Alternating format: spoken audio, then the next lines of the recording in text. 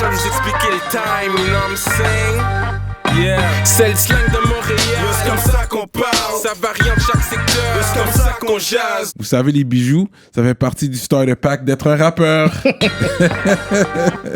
Bracelet, chaîne, pendentif, des grills, une bague de fiançailles, peu importe le morceau que vous voulez, ils peuvent tout faire sur mesure. Chez le top bijoutier en ville, bijouterie Jamil. Allez les checker, ils ont 2 localisations. Dans le cœur du plateau et un à Rosemont. Pour le meilleur prix en ville, dites le code promo Rapolitik. N'oubliez pas de suivre leur page Instagram @JamilJewelry. Investissez dans votre swag avec de l'or. Il y aura toujours une valeur de revente.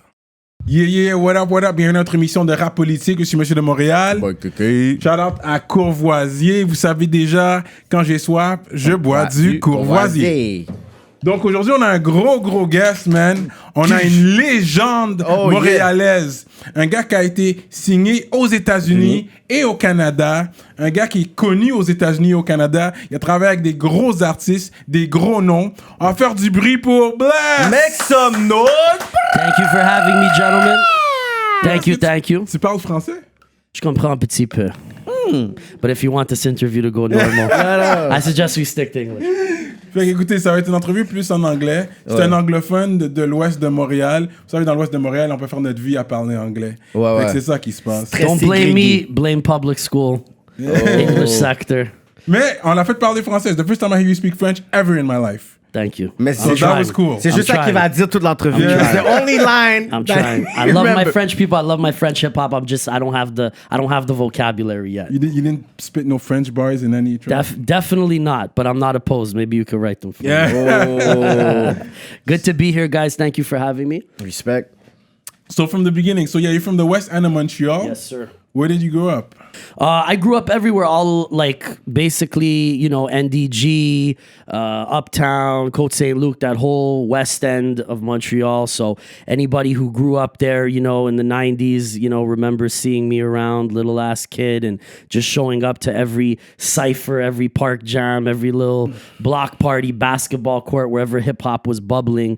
And, back then it was a lot of like talent shows. So like La Voix, Shad Academy, they used to have these little variety shows where everybody from every neighborhood, from LaSalle, from NDG, from wherever you were from, could come, display their skills. So it wasn't just for rappers, it was breakdancers, it was stand-up comedians, all dance troupes and shit, so it was like a vibrant scene that we had, but hip-hop wasn't, as massive and commercialized as it is now. Right. So you had guys like my original OG manager when I was a baby, Gary T. Oh, Gary T. So Gary T is kind of the one who started me out when I was like a baby and I was breakdancing in those shows. Yeah, you were a breakdancer. I want to get to that. Yeah. But first, what high school did you go to? I went to every high school. Oh, yeah. Like everyone. Oh, you're one of those? Okay. Yeah. Like I went to like 6 high schools in 5 years. Yeah. And 5 years? Yeah. Jeez. You used to get kicked out and stuff? A little bit, yeah. I just, you know what it was? I was a good-hearted kid. I just didn't like going to school. I was like a delinquent. So I didn't like being in school. I just found the whole system very oppressive. And I know that sounds funny, but I'm a guy, I'm a free-spirited guy. I'm an artist by nature, so I like to talk my shit. I was definitely, the clown in the class, and disrupting the class. So I used to get thrown out a lot, but I was a good kid. I just, felt from a very young age, I knew what I wanted my path to be. And I just, not to say I didn't see the value in school, you know what I mean? Definitely stay in school, kids. But for me, I knew I wanted to pursue music. So I was kind of there just like wasting time until I could do my thing. Did you graduate high school? Did you finish? I did end up graduating high school, thank God. By the grace of God, I promised my parents. I already had a deal when I was 15 years old. 15? Yeah. So I had promised my folks, they said, look, we're not going to hold you back. We'll give you permission to, cross the border. So back then they had to actually write a letter. You're a minor, you cannot just cross. So, they would let me go on the condition that no matter how many times I got kicked out of different schools or whatever I did, they said, just do what you got to do to finish. So I ended up going to a school called Options 2, and they gave me it was an alternative school. They gave me the opportunity to be able to graduate in the last 6 months of the year. Dope. Straight up. But I was already signed and shit. Like, Well, let's go back. When you were a kid, there was a picture with Tupac. Yes. So how did that come about? How did that happen? You know, it's funny. When we were remaking my bio this year, Yeah. we're rewriting my bio to get ready for my new project, and somebody was like, yo, your story, you're like the Forrest Gump of hip hop. Yeah. Yeah. So we put that in the bio. Forrest Gump, like That's chain of dope. events Yeah. led me. So completely randomly with Pac, I went to New York for like a distant relative's wedding. And like my grandparents, they were in the war, you know, they were in the Holocaust. And, you know, like my grandfather had helped a man, you know, and saved him in the war. And he felt grateful to my grandfather. So they ended up settling in New York, in Brooklyn. And they had invited my grandparents to this wedding and said that they would put us up at a beautiful hotel and, you know, to bring your family. Yeah. So my pops was like, knowing I was really into like hip hop culture and New York being the home. He Yeah. said, you know, why don't you come? You don't have to come to the wedding, but we'll drive your grandparents down and you know, we'll check out New York. And literally I'm leaving the Marriott Marquis Hotel, which is that huge hotel on the right side of Times Square that has the revolving restaurant. And I see Pac, like, and there's like a commotion around him. So I marched up to Pac and, you know, I was shocked that it was him. And I was like, yo, you know, you're a big inspiration. I spit, blah, blah, blah. And, you know, he just thought I was a cute little kid. I was 11 years old. Straight So up. he kneeled down. He was like, oh, yeah, shorty's like, spit for me. So boom, bam, bam, bam, bam, bam, bam, bam. I spit for Pac. At So he 11 was years old? 11 years old. So he was like, you know, Oh, it was more than a picture then. yeah. He was impressed, and you know, he pulled my pops aside and he said, "Yo, you got to do something with this. Like, you know, he's really good for his age." And my pops was just like super skeptical. Like, he didn't even know who he was. Like, Pac was not the Pac we know now. It was that keep your head up, maybe. Yeah, he was like shooting above the rim. I think that's why he Okay, was Like it was okay. like 92, 93. 93. It was Yeah. before he got Okay. shot the first time at Quad Okay. Studios. Okay, This yeah, is yeah. right before he's That's still it. spending a lot of time in New York and all that, and he had all the New York guys around him, which I'm guessing, now that we knew the story, is probably the guys he ended up falling out with. Yeah. He was with all those guys. Yeah, then. yeah. He had a that big guys. squad. And my pops was like, you know, surprised at, you know, how much of a gentleman he was and what an interest he took in talking with a fan. And then, you know, Pac was just like, yo, you know, you should encourage your son to do it. And my dad was like, nah, I don't know about that. And then Pac was like, yo, you know, what do you call yourself? And back then I was calling myself Shorty because I was a kid. And they weren't calling chicks Shorties yet in hip hop. Okay. Right? This is pre-Shorty, I'm there for you. Yeah. So, so it was like, I already knew, Pre-Shorty like, days. yeah, it wasn't gonna work. So he was like, yo, you're blessed, you know, blessed. You should call yourself Lil Blessed. And No, for and then real. that's how I settled on the name Blessed. Oh, he baptized you. He baptized you. It was Pac that gave you your name. Well, informally, he kind of suggested I should say Blessed or That's Lil crazy. Blessed something. Then I said I picked Blessed because I thought it sounded like a title. Okay, You know what I'm yeah. saying? Yeah. And, Yeah, you know, to yeah. bless the mic, to be blessed with Just skills. to be you blessed. know. That's a good name. For real, that name. It stuck, and yeah, that was the story on how I met Pac. And then like all these years later, as he became Big. Pac, Yeah. like the biggest rapper of all time, Yeah. you know, most impactful, like globally, you know, Debatable. looking. Well, I'm just saying because he's a Biggie guy, so no, that's gonna I'm be a Biggie guy too. Don't get it twisted. I'm just saying, if you go to like certain places of the world World, where they know yeah. nothing about hip hop, they know Don't know They know Pac. Tupac. he's definitely the Bob Marley of hip hop. Yeah. He's definitely the Elvis of hip hop. He's definitely that guy. Exactly. Yeah. For me, and it's funny because I'm like you. I was into Big L and Pun and Nas Yeah, and Jay yeah. and Big, Yeah. but it just he was the guy that I met first before any of these. Yeah, people. no, that's very cool that you met Pac. But you met a lot of people. You met a lot of. Anyways, we're gonna get into that. But when Pac became really big, did you have this conversation with your dad? Like, did you remember that guy? And then after he got killed and the whole Suge Knight story, my pops was like, "You see, I told you, Yeah. Told you something was wrong with that guy. But actually, no, my pops really thought that Pac was a special individual. Yeah. And he saw that he goes, you know, he was different, just the way that he dealt with a little kid and with his fans. You could tell he was really a gentleman, really a poet, really a man of the people. And that whole death row vibe didn't really fit Pac and who he was, I think. No. From the brief little, experience I had with him.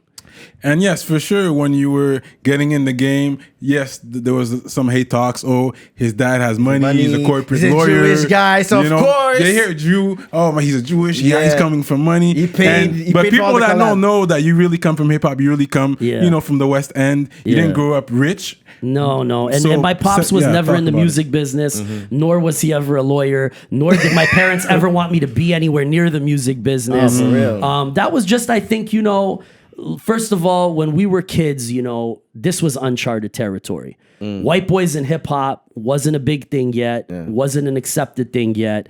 M was still a very new artist, and there had been nobody from Quebec to do anything outside and in the States. And there had been no Drake and not many people even from Canada to breach. So I looked weird to people who couldn't wrap their head around somebody from our city actually being talented enough to swing with the heavy hitters. So Obviously, you had, to get money to buy your connects. buy my connects. I never bought a connect in but my in life. people's mind. Yeah. And we come from the era, I mean, you're from the same era where we weren't even like doing features with Pro Tools. Like we were actually in the studio together. I never paid Guru or any of these people to do a song with me. In fact, it was the opposite. They paid for my videos. They paid for my studio time. I was signed to them. Let them know. You know what I mean? And me not coming from money and leaving school right after high school, I basically had no support system. It was just me and whatever I could hustle up. And by the grace of God, I met Guru,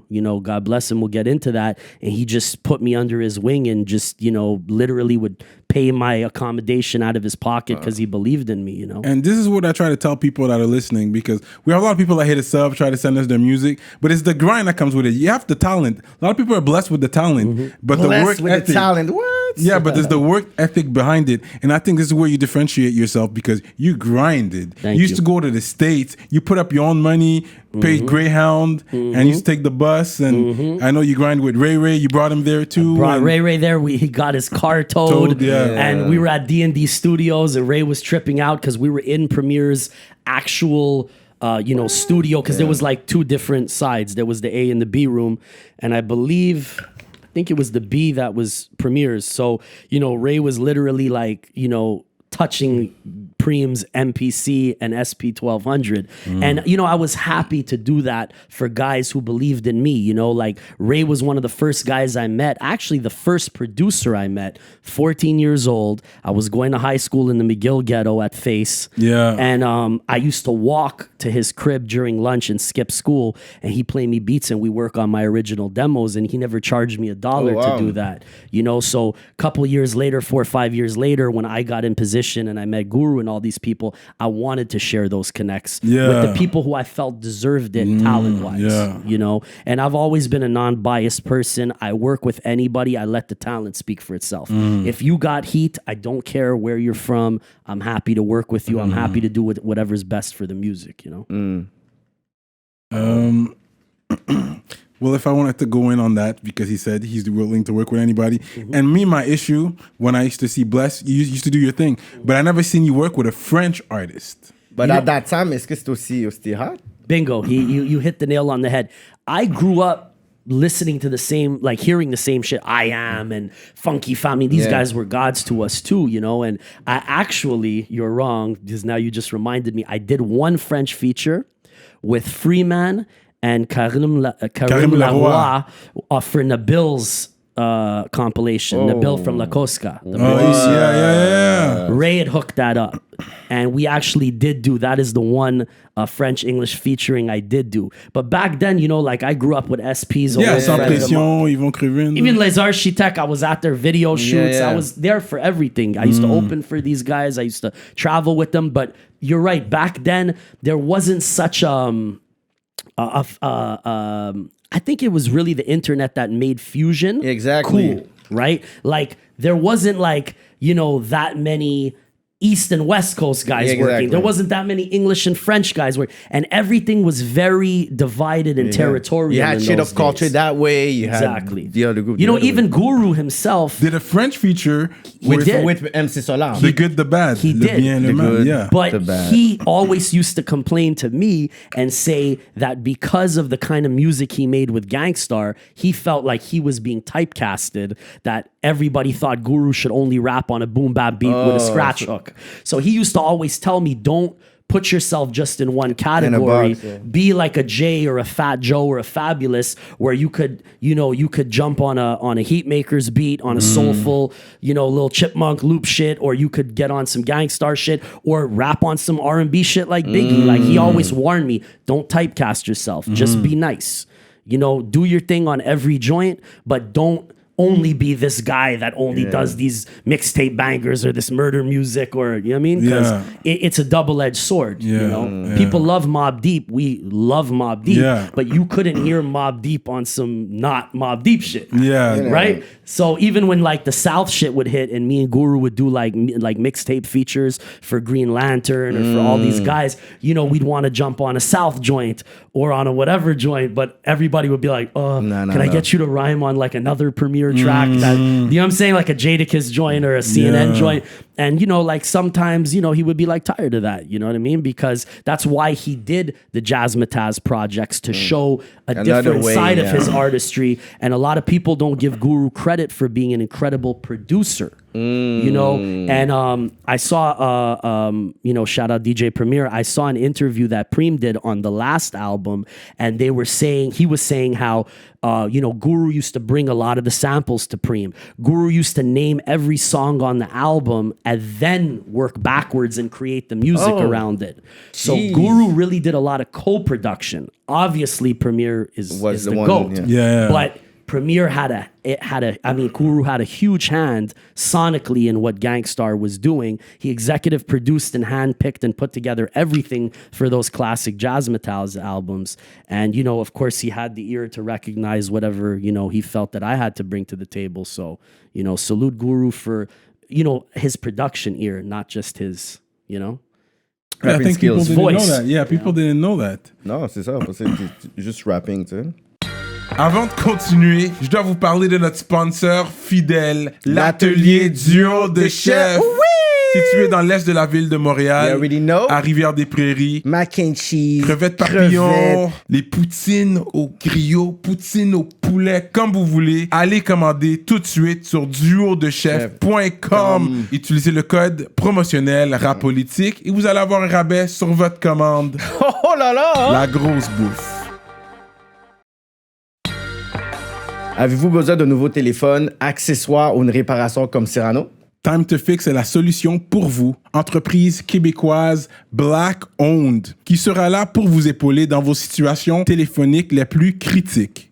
Un service de réparation sur place est également disponible pour la grande région de Montréal. Pour entrer en contact avec Time to Fix, allez sur leur site web timetofix.ca ou sur IG Time to Fix. I met Guru once at a mall in New York. Oh yeah? Yeah. He was like chasing a shorty or something. Oh, that sounds like Guru. Guru loved to party, and I used to bring him out here. I'd bring him to Living, I'd bring him to Angels, I'd bring him to Sona. We'd perform at Aria.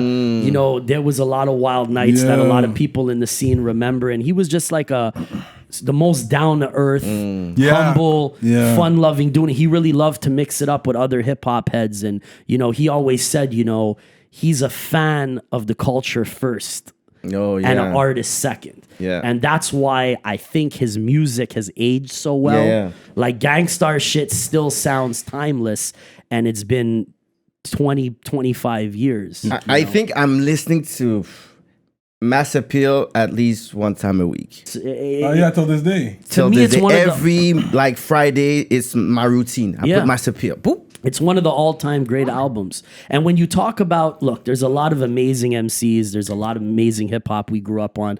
We can debate, but like Gangstarr album for album, it almost seemed like they just got better and better with every album. And that is fucking difficult in this He's game. one of the best monotone rappers. I think he's the best monotone He could be the best He called himself the king of monotone. Oh, for real? Yeah. He called himself the king of Montreal. I still liked Mace, but he didn't have enough albums to compare. Yeah. I mean, I love Mace too. I love Mace when he did the first freestyle on Funk Flex. Harlem this, Harlem that. That Murder Mace. I was Murder Mace. Yeah. And a lot of people don't give Mace his credit. Fab would have never sounded the way he does if it wasn't for Real Mace. talk. Kanye, early Kanye, would have never sounded like that if it wasn't for that's Mace. true. Early Drake, so many people took that lazy, all that was Mace. We're going to talk about that because I know you said once you've met Drake before when he was the grassy Drake. Yes. And he gave you props. Drake, another guy, student of the game, real hip hop head. If you had Drake on here, he'd be talking about Ninth Wonder and Justice League and Premiere and you know, all that stuff. So the first time I met Drake, we were at the Stylist DJ Awards, and I was nominated for a feature I did with Rod Digga. This has got to be about 2005, maybe 2006. And I think Drake had just done his first track with Trey Songz.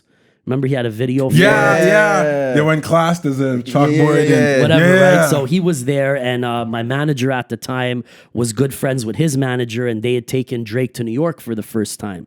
And he came and introduced himself, and he was super humble. And, you know, he literally said that I was the only guy as a lyricist whose, you know, pen game that he studied and that he looked up to as a writer. And you know, at this time, you know, Drake was nobody. He was just a kid on the grass, just another Canadian kid trying to rap. But, you know, it was a genuine compliment because at the end of the day, like, if you're not a fan of my writing, then it doesn't matter if you like my shit or not. The highest compliment is somebody saying, yo, I studied your pen. Like, I love your writing. You took your time to study my stuff. Exactly. So I really appreciated that compliment, and I never forgot it, you know, even before, like, because he didn't become Drake till like 4 or 5 years later, Exactly. you know. But that's the first time I met him, and then I bumped into him a couple times over the years. We saw each other backstage at the Much Music Awards, and Bieber was there, and, you know, he fucking sent me champagne, and he's just always been the coolest. Every time I bumped into him, he's the coolest guy, and a good dude from here actually is his full-time bodyguard now, from Montreal. Travels the world with him. Yep. Okay. One of my OG homies. So Drake's always been a humble guy, and Drake's always been a student of the game, and that's why he's winning. Because nobody could, no matter how catchy his shit is, no matter how much he sells, he's got bars. That's kind of that's your fallback in this game, because everybody could say, oh, I like this or I don't like that, but put the beat on. As long as you got the bars. Put the beat on. Yeah. You know what I'm saying? So, and you know, I'm Team Canada all day. I love to see Canadians win. Yeah, I agree with you on that. I love to see Canadians win, you know? And it's bigger than Toronto, you know? It's just, you know, Quebec has always lacked an infrastructure to have a star system for their artists. And I don't even think it's a mentality problem at this point in my career. I really think it's a demographics problem. We don't have the population, and we're so segmented: French, English, young, old, this, that it's kind of like, unfortunately, we always have to export our artists. You know, A-Track did very well outside of Quebec.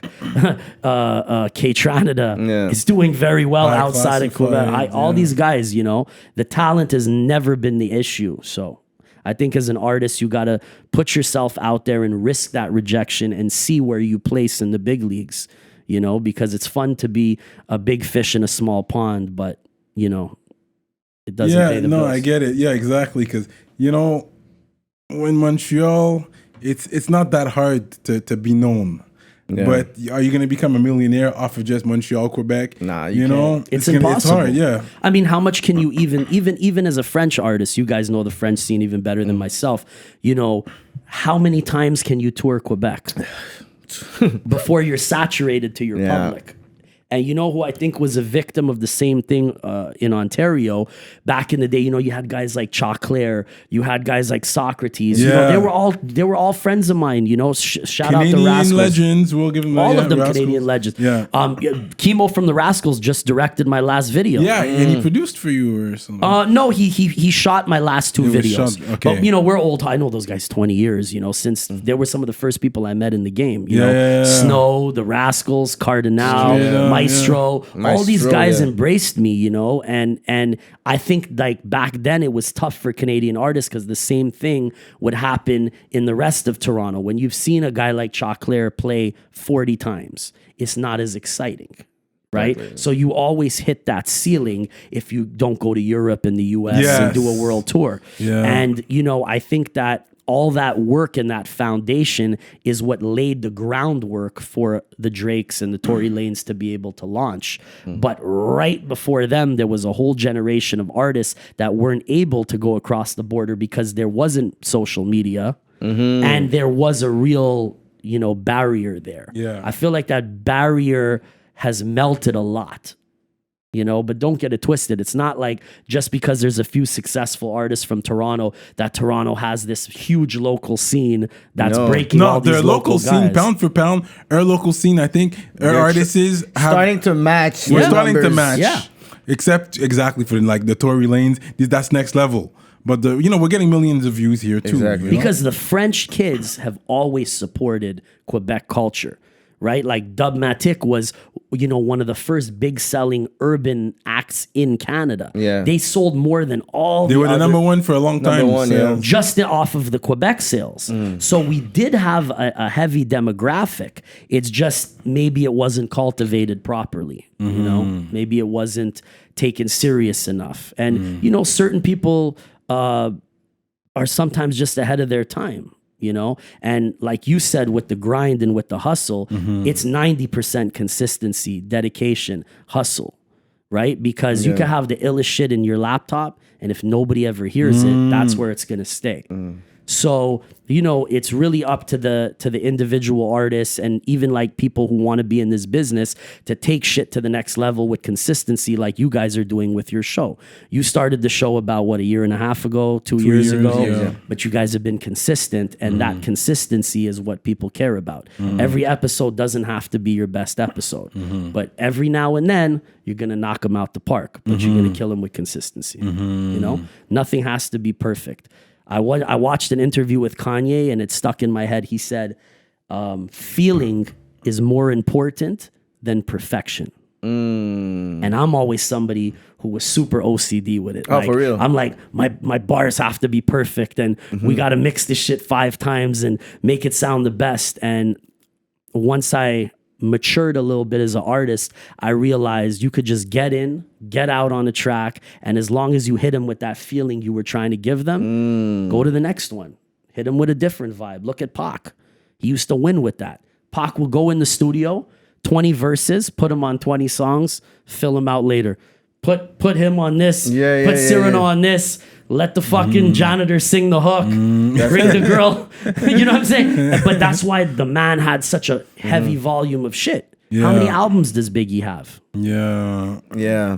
Right? So there's 2 different schools of thought. And I think all the guys who are killing it now are adopted that Tupac work ethic. The Lil Waynes. You know what I mean? All these guys that, you know, like how many songs... Overproduce. How many songs does Lil Wayne have? Too much. Yeah. So I don't know. There's no right or wrong. I guess it's different for the artist. But me personally, I had to, you know, wrestle with that. Like, okay, it doesn't need to be better Not than perfect. this. Move on to the next. So you had 2 deals. You had one here and one in the States. Here was with Donald K. Donald. Had several deals in the States. That And didn't work out. Yeah. But you accepted the first deal or you had to negotiate and... I was offered a first deal with a small label called Bud's Distribution. It was a random label like pre-Ruckus Records. It was like that, where they were just pressing like 12-inch singles. They heard me rap at an open mic night. I was 14 years old, and there was some underground artists from New York, and I jumped up, and the dude gave me his number and said, come to New York. We want to put a single out and get you to work with some New York guys. I went to New York. The deal wasn't right, and it was just a little 12-inch deal, but it was exciting. I was 14 years old, and it came out in the States. I didn't sign that. Then I started going to New York.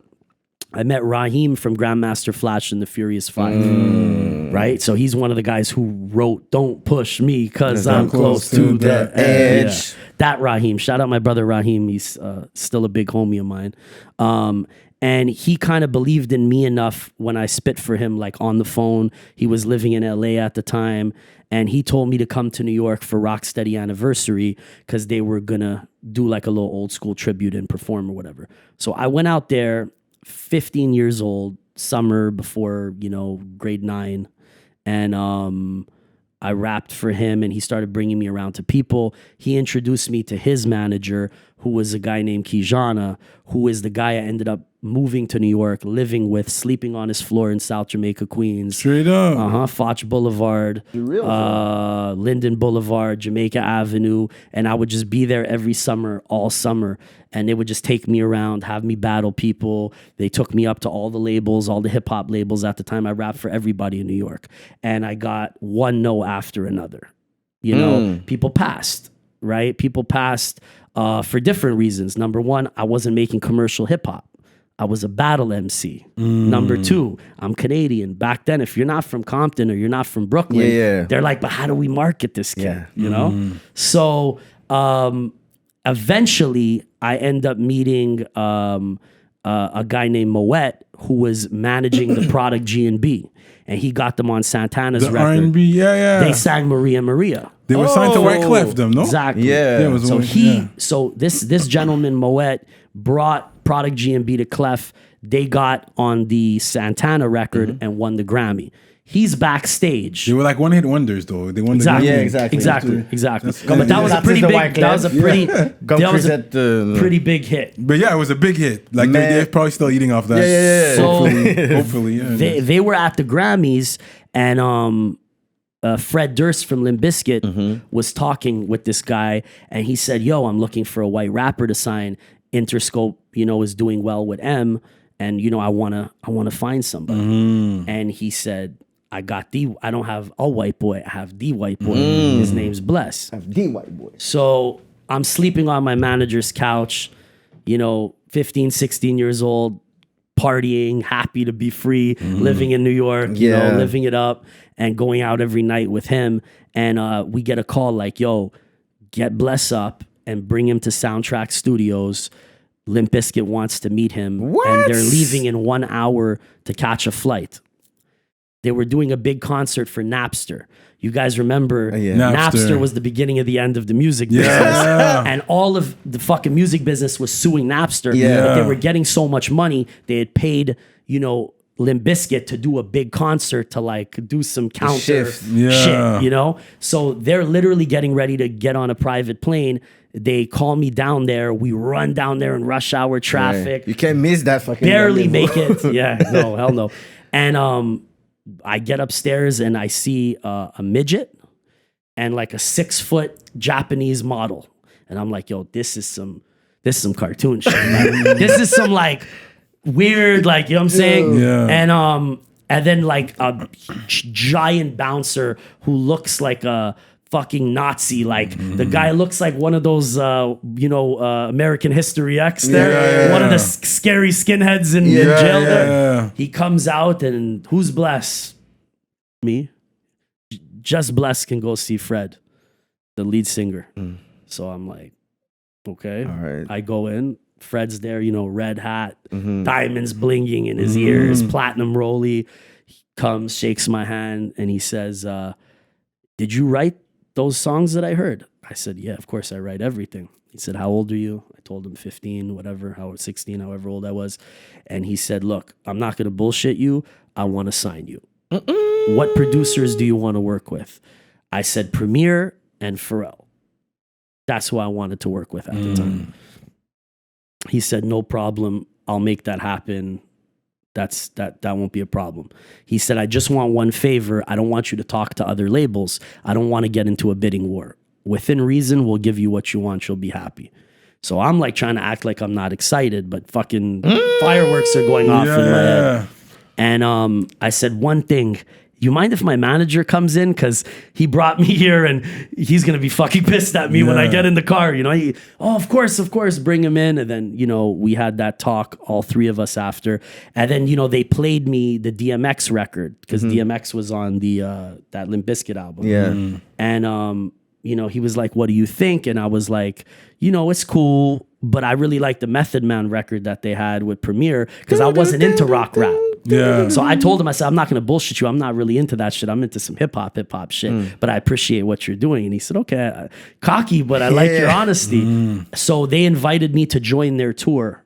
And I went all around the United States and I lived on the tour bus with them and we started working on my album. So that was the first US deal that I ever had. Jeez. And you toured the States with them. I was living on their bus, going to every city, and at night I would record while the buses were going to the other city, and they were all on the bus. Opening from Limp Bizkit. Exhibit was on that tour. DMX was on that tour.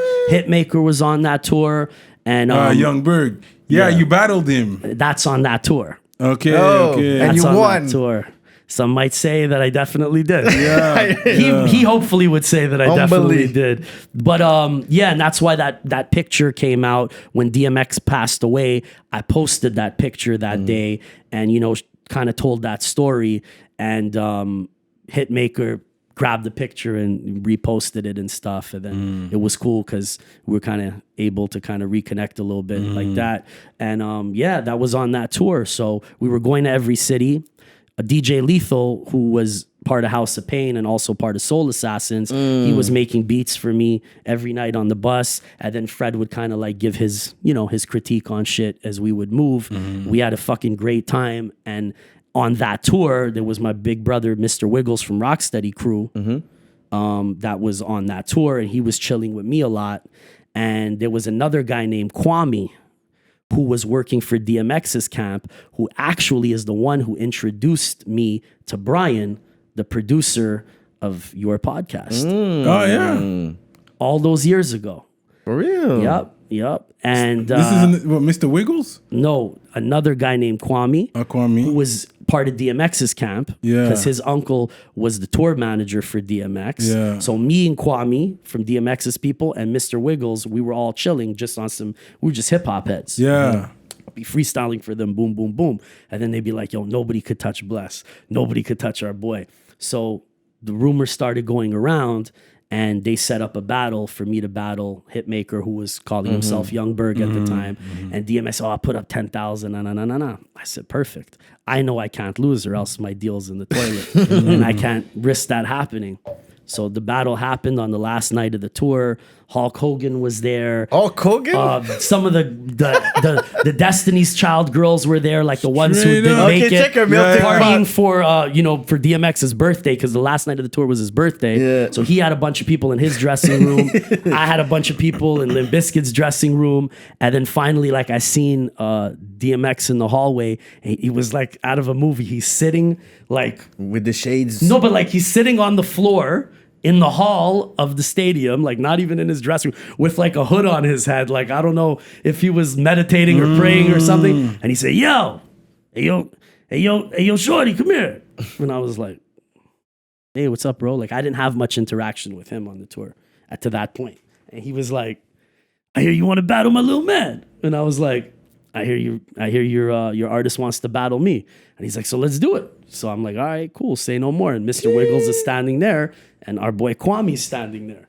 So I said, cool, just let me go get the Limp Bizkit guys and I'm gonna come back. I go in the room all pumped up. This is my opportunity last night of the tour. Yeah. Everybody's going home. It's Christmas.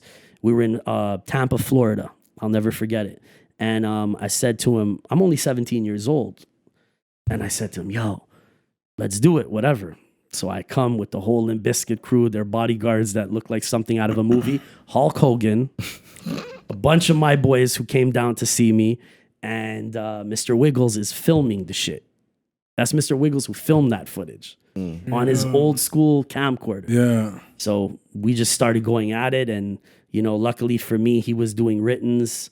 I was going off the top, and I did what I do, and it was fun. And then This is available on YouTube. clips of it are in my my press kit. Okay. which is available on my IG, which I should put on YouTube. And there's footage of it floating around. We used some of that as a campaign for the first Plattenberg album. But yeah, you know, like he was 16, I was 17, and we were just two hungry MCs fighting to get a shot, you know, on those rosters, you know. So yeah, that was a lot of fun. But what happened with that first deal? Exactly, I went off on it. Yeah. So but that's history. That's cool, man. So basically, that was my first real big experience in the music business, you know, and it was humbling because I came from, you know, battle rapping in fucking sauna and in parking lots. Yeah. And, you know, hanging out with Les Architectes and, you know, really humble beginnings. What's you your know? boy with the skateboard there? Yushua. Yeah, that's it. You used to see us, yeah. We were really like the movie Kids. You remember that movie Kids with it? That was really like us, you know, hanging out downtown to, you know, taking the Greyhound. You know, I would sleep on the bus overnight, get there 7 a.m. Crackheads trying to rip you off in the bus station. Dudes getting out of jail. You know, you wake up 4 a.m. There's 4 dudes who just got out of jail, scheming on you. I make friends with them. By the time the bus trip is over, you know, yo, call us if you need goons. Blah blah blah blah blah. If you need goons, I met this one dude named Crack. God bless him. If I doubt he listens to this, but hopefully he's still alive. Dude had got out. He was in jail for 11 years, and we started chopping it up. And he said, "Yo, bless, you're cool as hell, bro. I wish you luck." He goes, "You're the first person I've spoke to outside of a jail in 11 years, bro. Damn, that's I great. just got released." They would give him a $50 and a bus ticket and send him back to New York. And that would be the bus that I would have to take back and forth to New York. So a lot of interesting experiences, but I was so passionate about what I was doing. I was just like, fuck it. I'm all in. We just roll with the punches. Whatever happens is meant to be. Yeah. So in that whole journey, I'm going back and forth to New York. I meet, you know, the guys from Limp Bizkit. They offer me this deal on Interscope. They offer me the moon and the stars. They take me on tour. And when the tour is over, they turned around and said, you know, we need to renegotiate. Okay, the and funny talks. now the advance isn't what it's going to be. And I'm like, I'm looking crazy because I left school telling my folks, yo, I'm going to leave school, but I'm going to make enough money where even if the shit doesn't work out, it's a win. And now they want to dissolve the advance. Whoa. So, you know, my lawyer at the time who was negotiating wouldn't let me sign it. You know, they said it's a bad move. And then it kind of, you know, it was an amazing experience, and I'm still thankful, and I still talk with, you know, with Fred sometimes and shit. But it just wasn't meant to be. So I stayed close with Mr. Wiggles, who set up that battle, who was really like an OG and a mentor to me. And I brought him out here to work with me and Ray Ray when we were putting together my first album, Plattenberg The Movement.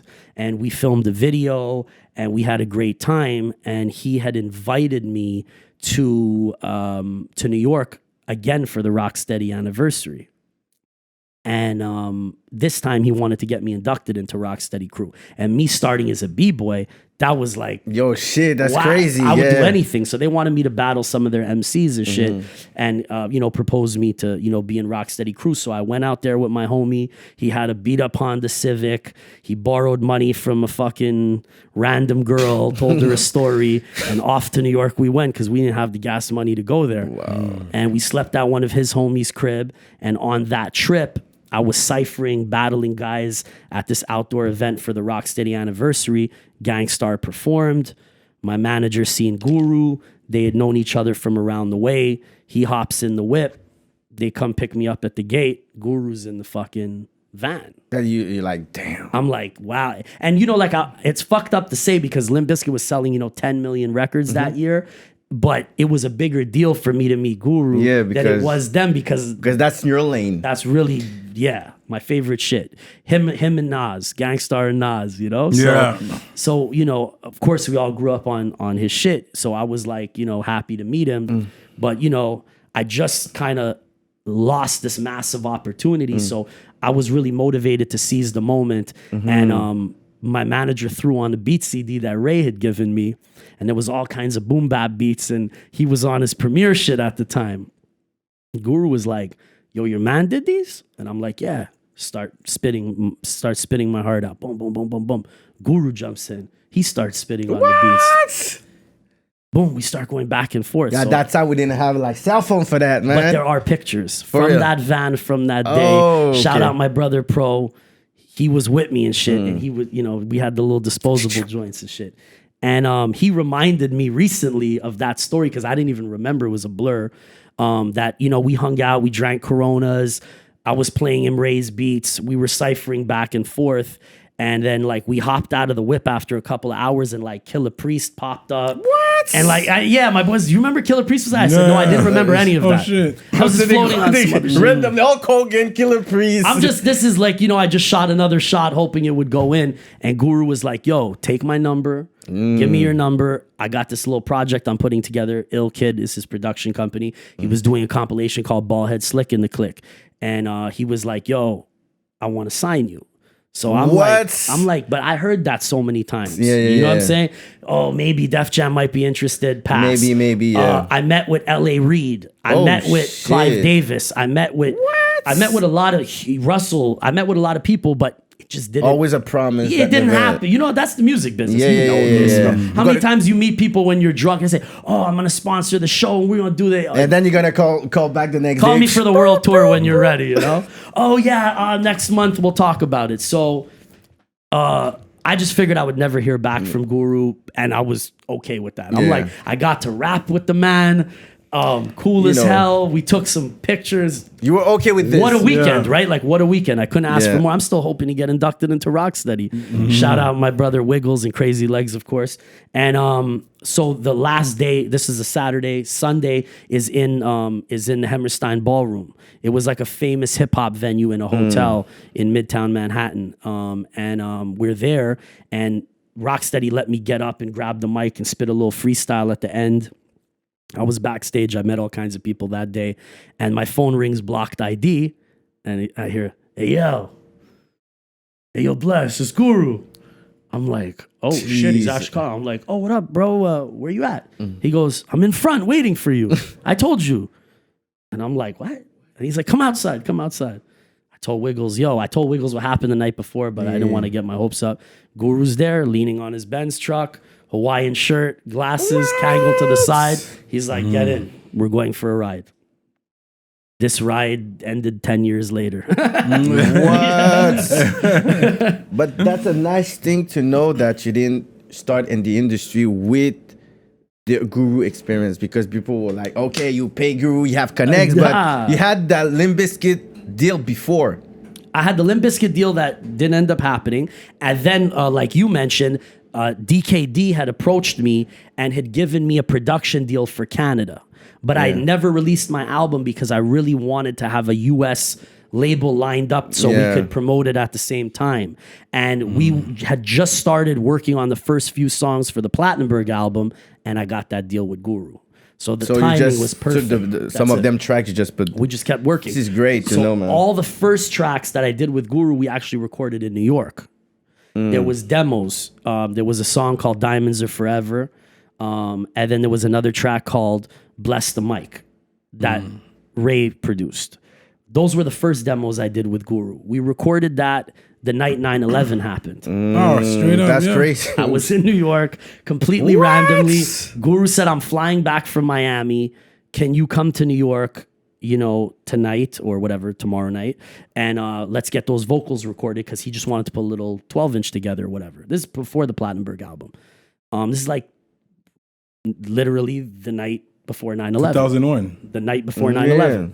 So I drove to New York with my homie, and we get to New York, and Guru shows up with Mr. Cheeks from the Lost Boys. What? He just seen him on the plane. They start getting drunk together. And he said, yo, I got a studio session with my artist. Come. So Cheeks was too drunk to rap, but he just did a little intro on the track. Guru laid his verses, 2 verses. I laid 2 verses. We're going back and forth. Dope. 5 a.m, we leave. We take a picture all together. Super happy. Next morning, we wake up. 9/11 happened. Jeez. And we're staying in Manhattan. No, it's hectic. Yeah, I'm sleeping. I slept through 9/11. Literally. Okay, this is a story I never told publicly. I didn't hear it. I was, let's say, 30 blocks away. Like, let's say 9/11 happened at the Eaton Center. We're here. Yeah. You could have died in your sleep. Not really close enough, but like when we came out of the hotel, we saw the huge smoke still, and everything was closing down, and the fucking military, police everywhere. It was a crazy day. So literally, we went to bed on a high note, and then the next morning, life changes forever. So I get a hold of Guru. I'm like, you okay? He's like, yeah, I'm stuck in New Jersey on the other side of the bridge. Try and get out of New York. I knew a way through the Bronx that we didn't have to take any major bridges because major bridges were closed, you know. So we just kind of took the back streets and were able to drive back to Canada that night. Yeah. And when we got to the border, they looked at, where are you guys coming from? We said, New York City. They looked at us like we were like ghosts, you know what I'm saying? They're like, well, we don't have to ask you why you wanted to come back. Keep on going. You know? Crazy shit. So those were the first tracks that we recorded together. And then the next batch of tracks we did at Ray's house when Guru came New Year's Eve, which was Talking to Me. Talking to me. What? And we did that record after a whole night of partying. We had performed at Aria. And the next day we woke up at 4 or 5 in the afternoon, and I called Ray and I said, yo, what time you want us to come? And he said, oh, yo, I'm just working on the track now. I said, whoa, what do you mean? You don't have the beat ready? Like, what? He goes, yeah, I'm just sampling something now. I said, oh man, this shit's gonna be some lazy shit. I'm pissed when I show up. Me and Guru walk in. Ray presses the boom, boom, boom, boom, boom, boom. We look at each other. Oh my God. Oh. Ray did his thing. He killed it. So we just wrote everything right there on the spot, and it's like, you know, music is so random sometimes. There is a big component of timing, luck, and just synergy. And sometimes it works for absolutely no reason. And sometimes you could try it, just not going to happen. This was one of those moments that just really fucking clicked. So when I played it for my label in Canada, everybody was like, that's got to be your first single, you know? But it was so not commercial, and it was so not what anybody even tried to put on the radio, right? So we shot our first shot with that. And then Guru started coming, on tour to Canada alone without Premier. And I was his hype man for all the tours. Wow. And I brought Quite Sane to DJ for us. Big DJ, man. Yeah, and we had a lot of great memories of just the three of us touring all over the place. And then after we did Canada, Guru and Premier started going to do Gangstarr dates in Europe. And they would take me out there with them. And then I really got that training firsthand from the best, how to control a crowd, how to rock a mic, like learning from, as a student in the game, KRS-One, Busta Rhymes. But now I'm on stage. First tour we ever did, California. We're in San Francisco. And I'm standing next to Guru, and it's Code of the Streets and Mass Appeal. And I'm doing his back vocals, but I'm just like, if I never do anything in hip hop ever again, that's okay. And we could stop now, you know what I'm saying? I could retire, whatever happens. It's gonna be good, Wow. So that's kind of how things progressed early on. And because Donald was the biggest thing musically, show wise. Yeah. Like in Canada. And God bless him. I love him, but didn't have a fucking clue what to do with hip hop. Much less what to do with Bless. So Uncharted territory. He's not there anymore. I don't think he's there anymore. Well, he's older now. Donald's a great businessman. He sold his business several times. Like, they say like, the mark of a great businessman is, it's not about getting lucky, but can you do it again? Yeah. Can you do it again? Donald's somebody who did it 5-6 times.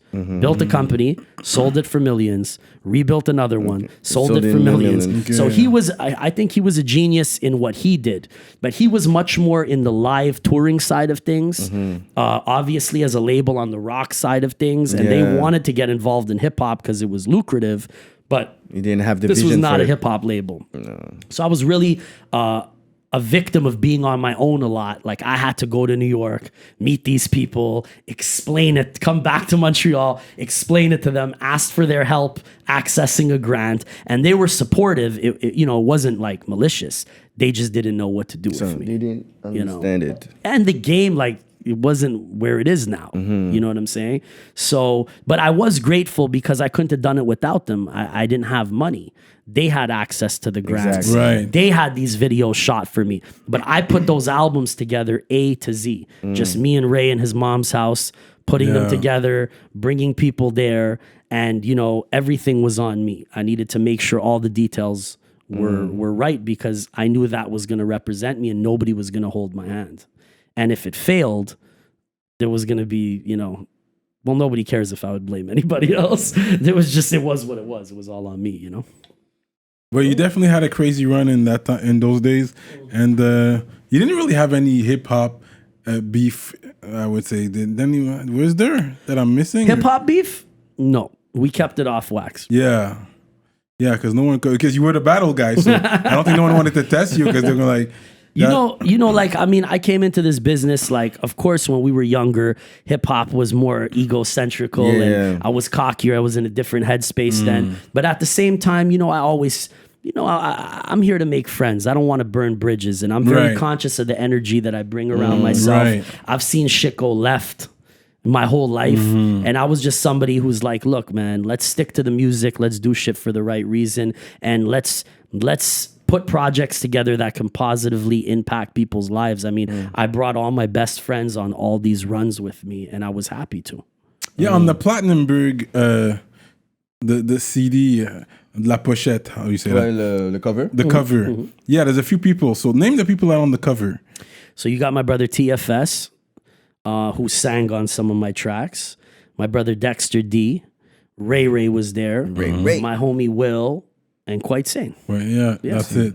That Because that was powerful. When that came out, we saw the movement and the people, some heads we recognized. You're like, oh, I know him, okay. Montreal est sur la map, comme on dit. Montréal it est was sur la map. powerful, I find. Thank you, man. I mean, we just were doing shit for the right reason. We just wanted to involve people. And, look, man, everybody's always got an opinion in hip hop. That's this culture. But at the end of the day... It's like politics. Yeah, but at the end of the day, consistency is the key. That's it.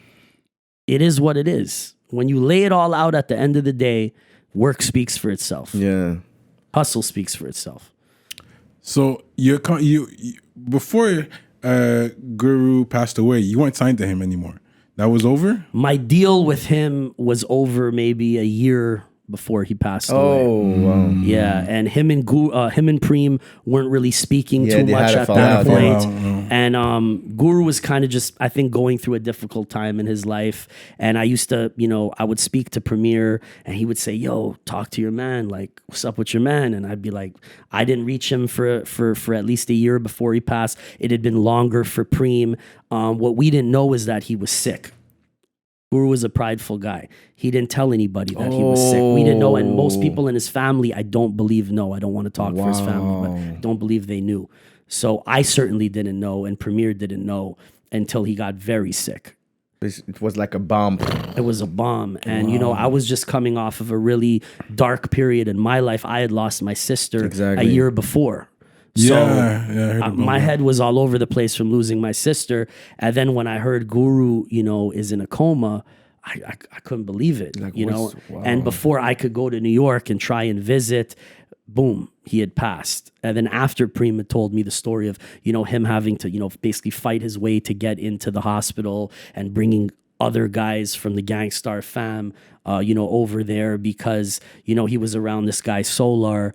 And I don't even like to give the guy too much attention, but, he was, his intentions were, not good. And he kind of went and did some shady shit and withdrew some money and gave himself power of attorney and tried to lock, Guru's family and Premier and the people who were really around him and who really loved him, and it was just a pretty surreal way that things played out, So wow, it was pretty unbelievable for all of us to see that. But I'm happy that at least they were able to properly honor him with the last album, you know, and magically those first 2 tracks that I told you guys I recorded 9/11 the night before made its way onto the Gangstarr album because old boy Solar had seized and taken whatever masters Guru had, and apparently he sold them back to Premier with just Guru's verses. So I don't even think Premier realized. But the last song on that album is called Bless the Mic. It's literally Guru's verses from that Ray Ray track. Wow. Without your vocals.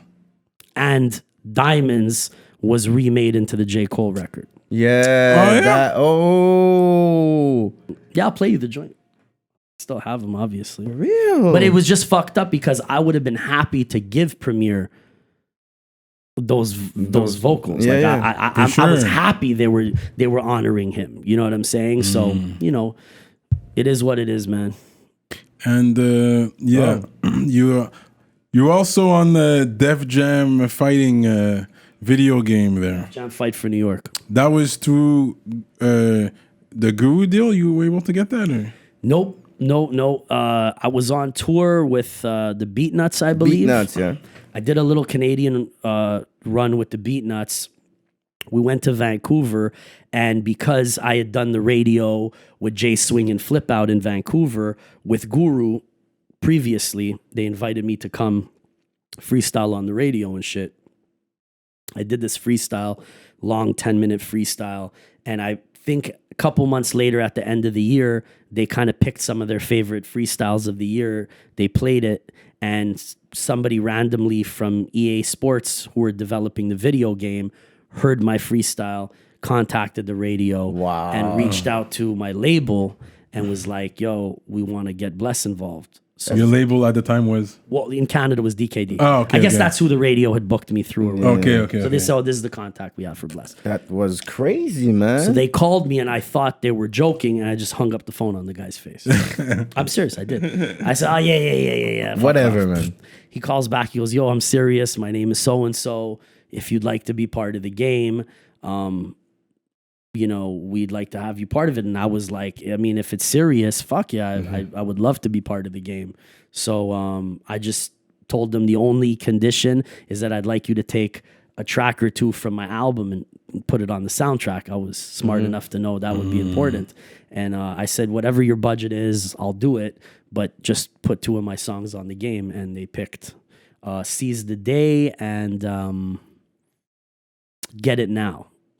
From the Plattenberg album, they put it in the game. Take a go exposure, man. It was the biggest exposure I'd ever gotten to that point. But they made me sign a non-disclosure where I couldn't tell anybody publicly that I'm on the game. Yeah. And it took them a whole year to put the shit out because it was a big You were project. excited, like, yo. I was so excited. Yeah. Then like a year later, like people are like stopping their car like, oh shit, yo, I just seen you in that game. And I was like, it's a year old, you know? Like I didn't get to really... You know, but it was really cool to be part of, and you know, the video game did great. Yeah, and you always take your character when you play. I'm not even a video game guy. Oh, for real? I played a couple times at my homies, like at a barber shop, just to you know, to floss, to brag a little. But I wasn't even good at playing the game. What was your tagline? Oh, you really want to fight with Bless? Freestyle with Bless. Yeah. But that's because of that. They heard me on the stage. Said we want that to be your catchphrase. So they brought me out to Vancouver, and I did all the voiceovers in their big development center. It was like nothing I'd ever seen. Like they had, you know, soccer fields and Starbucks and food courts in their offices for them. Wow. They had like a shopping mall size office, like a compound. It was like some crazy shit. Crazy. Yeah, they were ahead of the game, literally. The Fat Joe le plus fort dans le jeu. Fat Joe was the smartest. I don't know why. It's crazy. Yeah, so that was a cool project, you know. And then I put out my second album, The Book of Bless, which I had Raw Digga, Tony Touch, J.R. Rioter. And you knew Tony Touch from back in the day when you were breaking? Yeah. Him and Crazy Legs. You knew Crazy Legs too? When I was a kid, 14 years old, I met them. Because you were a big breaker. I was trying to be a big breaker. I was studying under Flow Rock. So I was with those guys, and we all went to New York when I was like 14, and I met all those guys way before I was even really like taking rap, like rhyming seriously. So Tony Touch had remembered you when I met Tony Touch when he had long hair and I had long hair. Oh, wow. Like that's a long time And there's ago. an old picture somewhere of both of us with long hair. Oh, We need to find that one. I know I must have it somewhere. And I never posted it though. So I'd known Tone for a long time. And when it came time to do my second album, I brought him to Ray's crib with Psycho Les from the Beat Nuts. Yeah. Les just drank. He was done. And me and Tone did the track. And then we did that Raw Digga track. And that's how I ended up meeting Drake. The track with Raw Digga, somebody else was also on the track from Montreal. No. Yeah. Who? Scandal. No. No? No. She was not on the hook? Oh, wait a minute. Oh, ho, ho, ho. No, I think she did the back vocal for another track on Platinumberg. But she just did a like a female part Yeah, on the hook. I think. Yes, yeah. yes, I spoke yes. to her and she was like, "Yo, where's my credit? I got paid for the track. That's good, but I don't see my credit." Yeah. She was part of the hook. I think she just did like Ray probably wanted a female to put under me or something like that. Yes, Yeah, yes. yeah. But she didn't have a verse though. Okay. Or I would have remembered. Shout out to her though. Good peoples. Good peoples. I think Ray did that, and I don't even know if I was there that day or something. But yeah, and it was my boy Parafino who did the beat. Yeah, I know that name. Parafino from Uptown. Okay. Yeah, he had done some shit for a couple placements, Ludacris and Chingy. Oh, for real? Yeah. Different people back in the day. Very talented producer. Shout out to him. He had done that joint, and it just Digga came to Toronto to shoot the video, and still one of my favorite videos to this day. We had a lot of fun shooting that video, and yeah, man, it was just like a fucking wild ride. And after that, I just continue to evolve and just learn different sides of the business and yeah, just kept moving. And then there was what is it? Of Wars? Spoils of War. Spoils of Wars. Spoils of War. Spoils of War. Spoils of War. Yeah, we did the first single with Fred the Godson. You asked my guy, man. You know I'm a lyrical guy. Fred the Godson, Yo, man. Fred the R.I.P. Godson. When I saw that, I was like, yo, he got Fred the Godson? My brother, man. And it's R.I.P. Brian that shot the video, I believe. Brian shot the video. B. We kidnapped him. Dude. We put him in the backseat of the car. What? We drove to New York. We went to the South That's Bronx. it. Yo, And Fred, we shot Fred the Godson is we shot it in the BX. Yeah, rest in peace to him, because I know he had diabetes and all this stuff. Yeah. He used to talk about it, like, so. But this guy is lyrical as fuck. Ah, man, Fred was a genius. You bro. guys, how did you write the song? Was it together or at a distance he wrote his verse? Or? I sent him the beat. Yeah. And I had one verse in mind written. I sent him 2-3 options. He picked that one. I was happy he did because it was the one I wanted him to pick. And then we went to New York without Brian, and we recorded it in Heatmaker's studio at Diamond District Studios. Oh, word, yeah. And he wrote it right in front of me. Oh, yeah, And this my guy- homie filmed the whole session. Oh, yeah? Yep. And then we just had that chemistry as MCs. And then I wrote the hook and had him re-say parts of it. Yeah. And we were just going back and forth. Because the way Yeah. he writes, like, I'm like, this guy must take time to write a verse. He wrote it on the spot. On the spot. All And these was mumbling. punchlines. He had an interesting way of recording too. He would mumble his back vocal. So you would hear in the take. Wow. He had like funny ad-libs that he would do. Like, most people will be like, yeah. Nah, he'd be like, that's right. Get it? Yeah. He would just like fill up the track, like the little spaces, Yeah. because he has that off-kilter flow. You know what I'm saying? Wow. So yeah, it was dope watching his creative process, and we became friends, and he introduced me to everybody in his crew. So every time I would go back to New York, it was really Fred that was reintroducing me to all of his peoples. Yeah. And then they had asked me who I wanted to work with. He told me he had a close relationship with Vado. And then he that's brought how Vado Vado- to the studio. Vado came same way. We recorded the shit together on the next trip. And then Luxury rap. Luxury rap, yeah. Yeah. That was my return. And we shot both videos in New York, and we had a fucking ball doing it. And then, when this whole COVID shit came, I saw that Fred was in the, He was in the hospital. He in the posted a hospital, pic. and I DM'd him, and I DM'd Vado. He answered. Everything seemed good. He Yeah. said, "Oh, thanks, bless. I'm good." blah blah blah blah blah, because he was asthmatic, you know. Yeah, that's it. He was asthmatic, but I'm asthmatic too. I didn't, you know, I figured he'd be okay, Yeah. you know. And that was like the first person that I knew who passed away from COVID. From COVID. Yeah, it was really surreal. Yeah, that was sad, man, because he was one of my favorites lyrically. Like, An absolute monster. One of the best freestyles ever on Funk Flex, I think. Yeah, he killed it. To on me, Funk Flex. Yeah. To me, Fred was like a new Big L almost. Yeah. You know, Yeah. different style, but that punchline lyrically. Yeah. Even on your track, Untestable. he said that Montreal, I'll expose you. He from Montreal. He did a little Montreal talk. I was like, all right. Yeah, the producer, your track. That's when you can tell he wrote it. I'm gonna tell you, personalized verse. I'm gonna tell you an ill line that goes over everybody's head. So he said, "I got shooters. They ain't grazing. Here to watch our back. Daylight savings. Watch an Watch hour back. And hour check this back. out. We Yeah. recorded that the day that the clocks went back. Daylight savings. Oh yeah. Bro, when he spit it on my track, 25th hour, I thought he was literally saying, the shooters, they ain't grazing, here to watch our back, daylight savings, but then watch our, like put your hour back. And then my fucking producer said, bro, he fucking wrote that because it was the day that the clocks go back. Yeah. His mind is fucked up. Genius Like, level shit. yeah, that's the way, the way he comes with his punchlines, like, how do you come up with that? shit. Yeah. And on the spot. Yeah. Amazing. It was great to see him work. I really like that song. I played that a few times. I love the way the video it. came out too. Shout out Brian. Like it was just special. It came together great, you know? It came together great. Yeah, definitely. But what about your marketing right now? Because I know you're putting out videos, but are you giving them to the sites for them to push? Like, you know who's hot right now? Like Journal du Hip Hop. Locally, you know about these sites?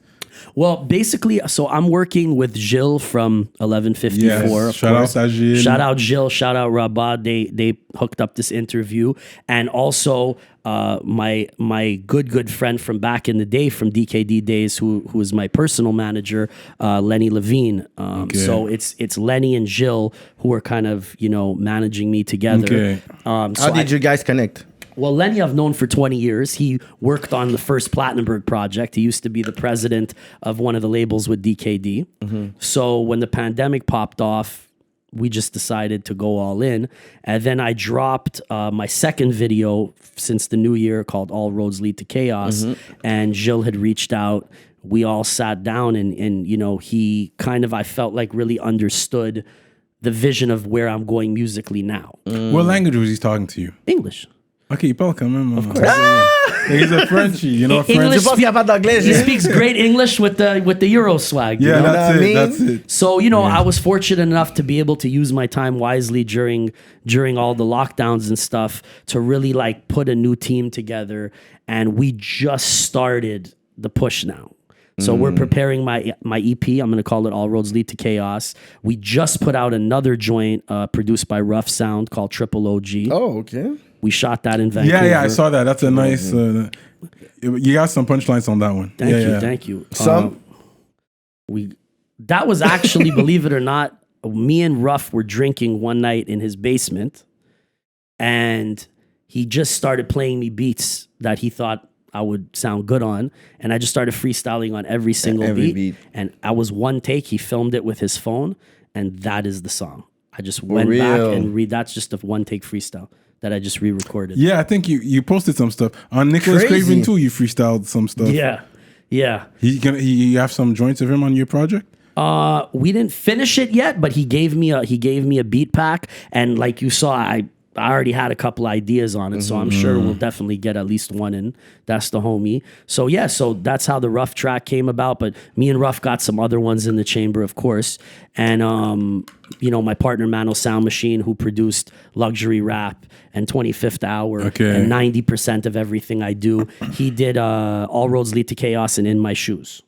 So we got a whole EP. We're just waiting on maybe 2-3 features that we're trying to lock in. But the music's pretty French locally or any French? Or are you still gonna aim the American market? More English probably. But we might have an interesting curveball surprise. We're waiting to hear back now. But the music's pretty much done.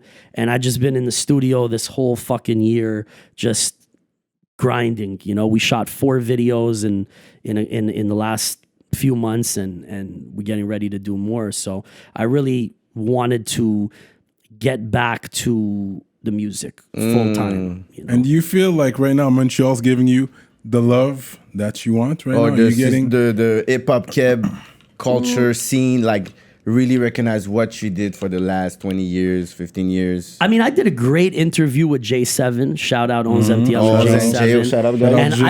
And I think that people are starting to understand my story better and starting to figure out my journey. And we're just getting started on the campaign. You know, everything I do is long term. Like we have a lot of music to put out. So I think it's too early in the game for me to even say whether it is or it isn't. Like I'm just starting first round of interviews. You guys are like the 3rd people that I've sat down with. I was always very, you know, skeptical? Like, no, not at all. Just I wanted to wait for the right time to tell these stories, and I wanted to have great music to put out at the same time, you know? So I know you had your podcast, Moment of Truth, that you were doing as well. Yeah, we were doing it right here on this set. So what happened to it? We had a great time doing it. But I think creatively with one of the producers that you guys work with, we had like a difference of opinion, you know, and philosophy. And when the pandemic started and it was going to be impossible for me to bring guys like Raekwon and Snow and Onyx, and I felt like we had a great momentum, right? I'm talking like right up until February. And then the shit started in March. I knew that getting people from out of town and especially from the States would be hard for a long time. My vision was to go more remote, you know, start doing things with Zoom and set up maybe a different set where we could do things remotely to have the international to continue to grow, stills. you know. And then, you know, I think they wanted to do more local stuff, which they're already doing with you guys. So if we're gonna cover the same guys on the same set it's not back worth to it. back, I'm happy for what you guys are doing, and I always support everything everybody does for the culture. So I said, you know what, let me focus on the music, and I'm very happy that I did, you know. Well, Because the brand was more on, you know, American artists. Well, I just wanted to do something for the English scene, period. But I mean, I did a lot of the English guys that I wanted to do TJ already. Flemings. Yeah, I did a lot of them, you know. I brought on Corey from Vintage Frames. Yeah, I brought Corey. on Ricky D. I brought on what's his name? Tommy Cruise. Tommy Cruise, Yo, you even Lou got Sans Phelps. Pression didn't come to us. Yeah, this is crazy. Sans Pression came. You had him in English. He still hasn't come to He doesn't Rapolitik. want to go That's to my brother. Been trying to- Rapolitik because of Cyrano That- and his No. hard questions. He has beef with you. You guys have Yeah. to settle it with an old-fashioned arm wrestle. He don't trust No, Cyrano hard he's my boy. questions. He's my OG. He's my big brother. yeah. man. He's a great guy. Yeah. He was actually one of the last guests that we had before everything started with the pandemic. Yeah. K-Spaz. Yeah. That's when he used to rap in English. Oh man, we used to fucking party like crazy. He used to be a nutcase back in Yeah, the day. I know. That I know. Yeah. Never had a track with him? We actually did some work during the pandemic. Oh, for real? We did, but it's not ready to be released yet. I want to get all my shit out there. But yeah, I definitely do want to do a project with some French cats. And it's just the music's got to be right. So when we all had a little time off, I sent them a couple joints. I He sent me think back that's some what's shit. missing. This is my opinion from your catalog. I think, well, you want the right ones, I know. And there's some big ones, you know that. Like Lost, Loud. Ok, you non, know on va lui this- demander ce qui est dans cette génération-là, il écoute. Okay, yeah. Who? Name me some French artists here. yeah. That's bumping right now. Bumping right now. I mean, Loud's my people's. Mm-hmm. I love what Loud does. You know, Ruff, me and him work together a lot. They were just at the studio a couple weeks ago. Larry, I think what Larry's doing Yeah. is great too. Yeah, you flavor. know, we have similar sensibility, similar vibes. Mm. Of course, Gilles manages Enema. I Mm-hmm. love what those guys are doing. It's not my brand of hip hop, but it's can not- recognize the no, but talent. you know what, bro? Like I'm not like we talked at the beginning. I don't pigeonhole myself. It doesn't have to only be a track you would hear a Fred the Godson on or whatever. I'll do other shit. It's just it has to be the right fit for Bless. Yeah. That's it. As long as I sound good on it, I'm down. Who are you guys feeling? Well, you know, Mike's up. Shreeze. Shreeze, Tizo. You know, Lebza is good. Lebza Ray. There's a few out there that are doing. Who would good you things. see me collaborating with? In French? Yeah. Who do you guys like? Well, Parce you know que what? lyrical- Je le verrais avec Corias pour faire Corias. the lyrical side. You know, he's a big name. He lives in Quebec now, but he's from here. Détrac, peut-être.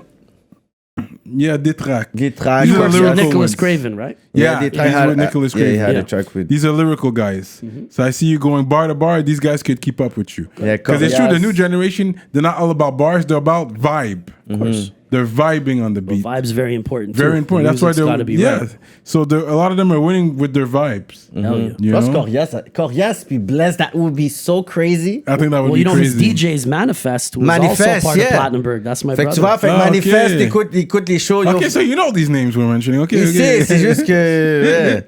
I'm good friends with Patro from 16 Pads and okay. Carlos from Joyride. So Yeah. they always keep me up on, you know, whoever's bubbling, Yeah, you know. yeah. Wow. But I see you with those guys because those guys will be able to keep up with you. Dope. On bar to bar sparring. I see these guys. Hell yeah. A I mean, Raccoon.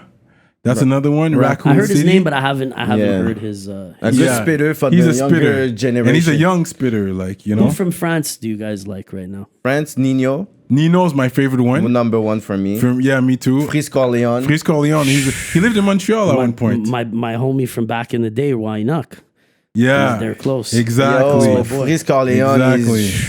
I know Enoch and his brother from when I'm a kid, 20 years. Yeah. His brother used to work at a hip hop shop downtown. Of course, yeah. Yeah. Till today is the biggest name from Montreal in France. Yeah? Why not? Wynock is the most popular person outside of Canada. I love that. Rapper outside of Canada. Yeah. Good dude, man. Good dude. Always Smart dude. Always was supportive Les of my choses se passent shit. à fond, t'entends, négro? Always was supportive of my shit, man. Yeah. Yeah, shout out to him. He's a smart dude, Yo, man. He he's knows trop what he's fort. doing. We're just waiting on his next album. Yeah. We want him to come here. He hasn't Yeah, come yet, but yeah.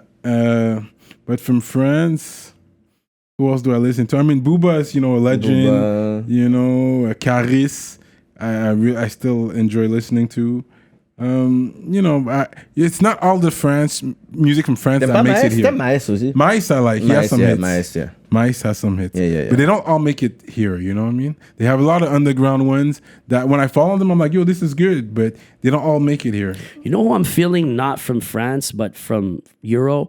British rapper, Gets. Gets. Yeah. Gets is nice. Yeah. I was up on Gets early. Some UK rap is good. I listen. Yeah. Have you heard of Skyfall? No. From I think he's from DG. DG. And he's he big. has He's making he a name has for some himself. yeah. You need to In look UK? up on him. It's And in UK, English. He like raps I in think English. Virgil Abloh, co-signed him, and he has Dope. some buzz out Yeah, there. in UK he has a buzz. Skyfall. And I'll he's check him out. a guy Yeah. from DG. yeah. Dope. But his rap is like UK rap. Yeah. That trap. That Yeah, yeah. that Yeah. drill, that UK drill. He Yeah, has. from DG, I believe. Yeah, That's dope. Yeah, Gets killing it, bro. yeah. Gets, Skepta, all those guys. Skepta, I think he's yeah. on the new Meek Mill's album. Je pense. I think he's Skepta's the one. been big for a couple years now. Even Drake fucks with him too. Celui qui chira Yeah, Adele, yeah. là. Il chira Adele, Wait, bien normal. And American rappers, who do you listen to today? Man. Lil Baby. I like Little Baby. I fuck with Dave East. Yeah. I Okay, fuck that New with- York vibe. I fuck with- You came back to that New York vibe, man. Yeah, I fuck with all the New York guys. I like Bodega Bams. I like Dave East. Fab still putting the Fab- hood on Fab them. is- Fab consistent. To he me, kills Fab's it. one of the most Consistent. consistent. bro. Always consistent every And year. man. everything on point. Fab's the kind of artist I really have always looked up to guys like Fab because from the beats they pick to the delivery to the fucking videos to the fucking swag, everything yeah. always Everything on point. on point. Everything always on point. Who else is nice coming out of New York right now? Jada Kiss is still Jada Kiss, man. Still Jada. I'm trying not to name the obvious, but you But gotta Jada say Kiss, Jada. yo. You gotta say Jada. Jim Jones keeps putting out great projects. Yeah. I love everything Harry Fraud's doing. The producer Harry Fraud, Yeah. he's killing it. Yeah. What about Griselda? Of course, how could we forget? Yeah. Love Griselda. Love what they're doing, just bringing back that gritty feeling. Do you think that's the new lane for the spitters in 2021? Currently, I think it is. I feel like they're taking what they call lo-fi Yeah. They're bringing back that old trip hop vibe. Exactly. They're putting those minimal drums. No drum or minimum, You know, and they're just kind of going like off. Like, I think even a guy like Action Bronson deserves a little more credit because he was one of the first new guys to just spit on like ignorant loops with like minimal drums. Yeah. And then Griselda just took it to the Next whole next level. level, you know? And largely because not only is, you know, they're all amazing, but the swag is really, really special with those guys. But do you think Montreal is ready for that sound? Because I know Nicholas Craven's trying to put that little flavor there, Yeah, but I mean, I don't know look, if I mean, they're ready. that- We're always late here. Yeah, you know, personally, I've been on that vibe since before Griselda was Griselda. Rock you know? Marciano and all that shit. Rock Marciano, of course. even Ghostface was touching Ghostface that. is the godfather of all of that. Yeah, You know, Ghostface. real hip hop heads like us always been on that shit. We always understood, okay, he's just rapping on a loop, so you could kind of feel the impact of the lyrics more. Do I think Montreal's ready for it commercially? Probably not. No. But, you know, I pride myself on being ahead of the curve all the time. You know, like I used to rock all kind of styles that was coming out of New York, and people thought I was a weirdo. Like, why you have that patchwork leather with all that shit? You know what I'm saying? And then, oh, Jim Jones wears it or Cam wears it, and then everybody gets it. So it's okay. You know what I'm saying? I think now, plus with Instagram and everything, that people are keeping up faster and faster with what's coming, you know, out of the States. And I think, you know, all hip hop heads who came up from our era appreciate that full circleness of the Griselda vibe. So of course Griselda, of course Benny the Butcher, of course they got this girl that they signed, Armani Caesar. Armani Caesar. Yeah. She's fire. I love what she's doing. See, I love that. A sexy chick that looks like a Nicki Minaj, but that's spit rapping on a like- premiere beat. Yeah. That's crazy. And I think that fusion's gonna continue more and more because stylistically, right? Even with fashion, what's he wearing right now? Polo sport. That's an obvious throwback to the shit we grew up on. Yeah, exactly. And I think music is right behind fashion.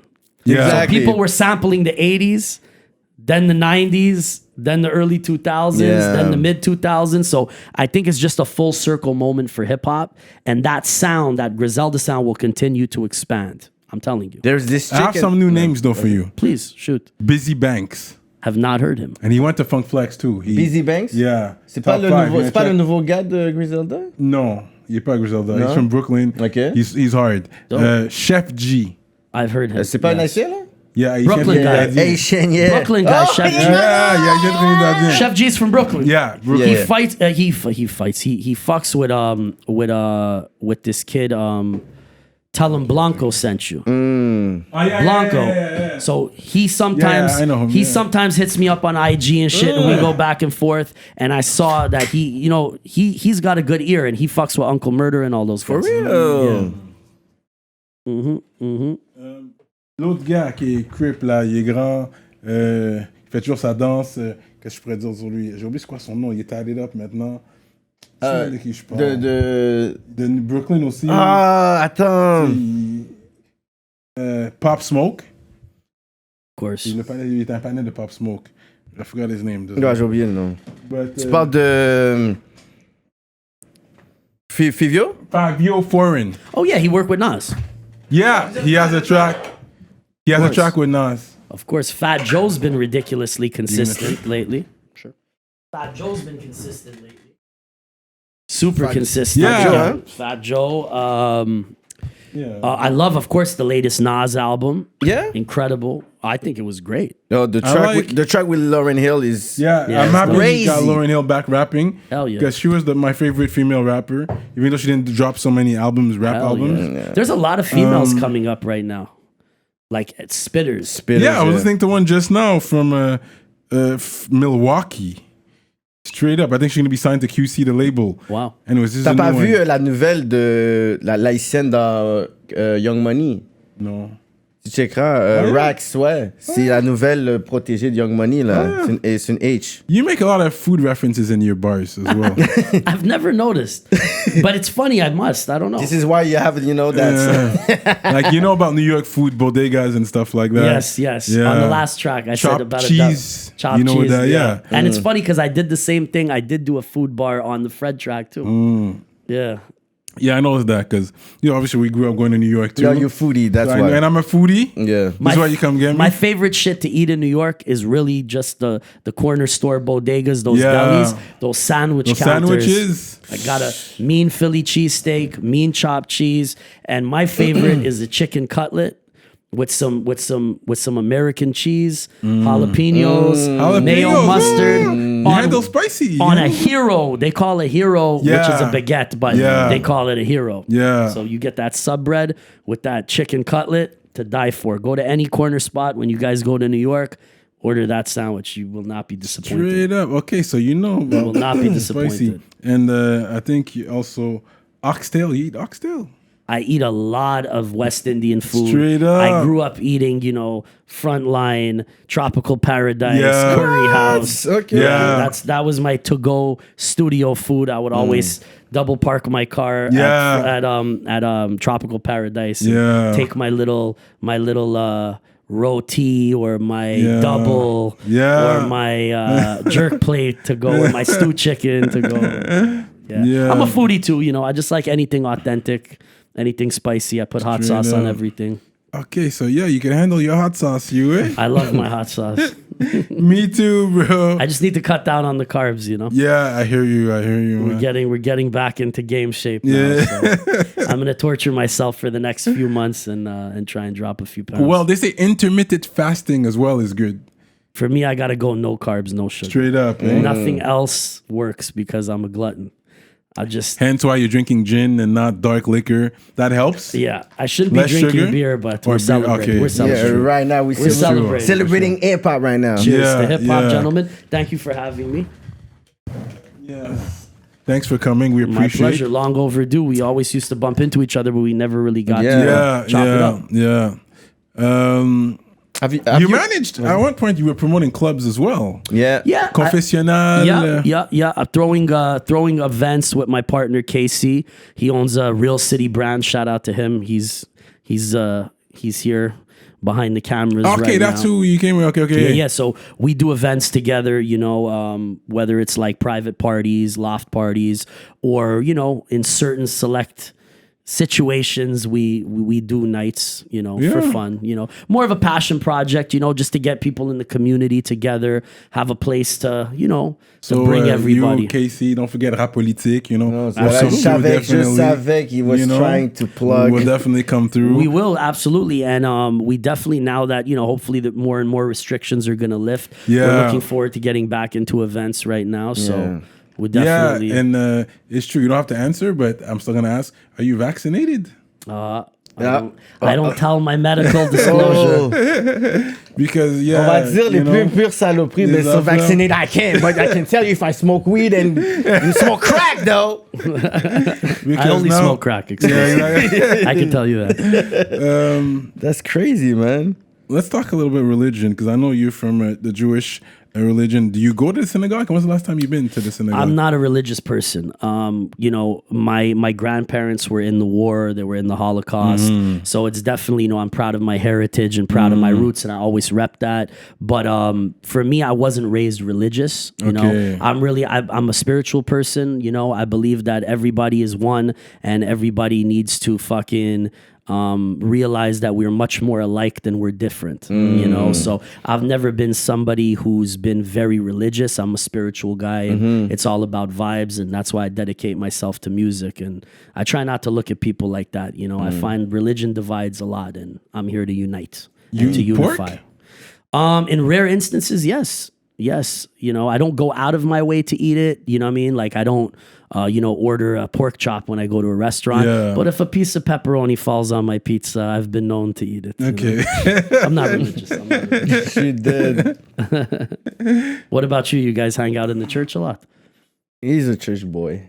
Yeah. Well, He used to sing in the choir. Nice. Well, I've sang on the choir and everything. But Very cool. I don't go as much anymore, especially during COVID. I haven't been. Yeah. But you know what? The pastor called me last week. To check up on me, just to say what up. Hey, and man. I was happy. You know what I think? happy I when he think called. whatever betters us is great. It's great. You know what I'm saying? Yeah. And if you're somebody who religion inspires you or puts you on a path, if it's positive, it's positive. You know what I'm saying? And Whatever for your faith. Yeah, for some people that's working out. For some people that's hip hop. For some people that's the church or the synagogue. For me, my religion's always been music, and the place I go to meditate is my studio. Now I don't see ring on your fingers. You plan on getting married? Is that something you believe in?